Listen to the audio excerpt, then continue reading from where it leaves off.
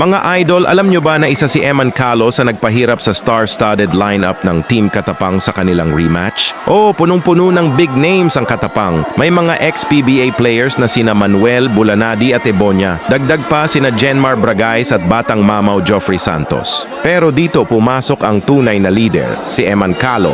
Bilang isang veterano, ramdam na ramdam ang kanyang presence sa loob ng court. Kalma, kontrolado, at alam kung kailan dapat umatake at kailan magpabagal ng laro. Siya ang nagdidikta ng tempo. Siya ang nagbibigay ng kumpiyansa sa kanyang mga kakampi. Ibang klase ang leadership, ibang klase ang experience. Panoorin nyo to mga idol. Paano mapasama o paano ba sumali sa dinami-daming nagpakawalang atake?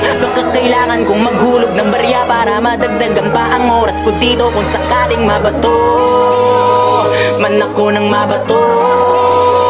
Pag sinabi ko na ititigil ko na to, set up yun para sa'yo. Parang Massacre 44, mamasa pano. Bang, kamusta? Balita ko, kamusta? Yung bawat tira na pahaging saan na napunta. Inaabangan ko pa naman parang ambagan sa inuman. Ako yung madalas sa pulutan sa kwentuhan. Hindi ba naubos yan? Pero kahit na ganoon, sinasanay ko aking sarili. Ganyan talaga pag mabait ka, lahat ay nawiwili. Kaya dapat pinipili, pag-isipan na mabuti. Walang masama na kumilatis kaysa sa huli kang magsisi.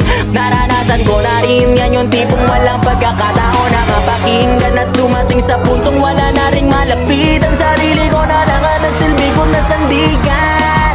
Kaya walang